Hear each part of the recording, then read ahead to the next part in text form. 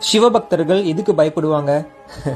சிவனை முழுமையா உணர்ந்த எந்த ஒரு பக்தரும் வாழ்க்கையில எதுக்கும் பயப்பட மாட்டாங்க. ஏன்னா அவங்களுக்கு தெரியும் எல்லா சூழ்நிலையிலும் சிவன் அவங்க கூடவே வருவார்னு. ஆனாலும் நம்ம சிவன் நம்ம கூட நிறைய விளையாடுவாரு. அதுவும் நமக்கு எது ரொம்ப பிடிக்குமோ அதுலதான் நிறைய விளையாடுவாரு. அப்படி பாக்குறப்போ சிவபக்தர்களுக்கு எது ரொம்ப ரொம்ப பிடிக்கும்?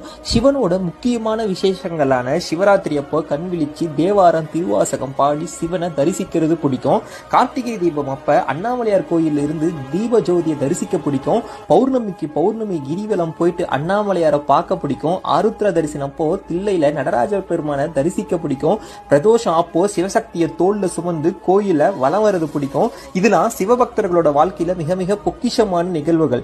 இது எல்லாத்திலயுமே கலந்துக்கணும், சிவன் கூட இருக்கணும், அதுக்கு எந்த தடங்களும் வரக்கூடாதுன்னு கண்டிப்பா நமக்குள்ள ஒரு சின்ன பயம் இருக்கும்.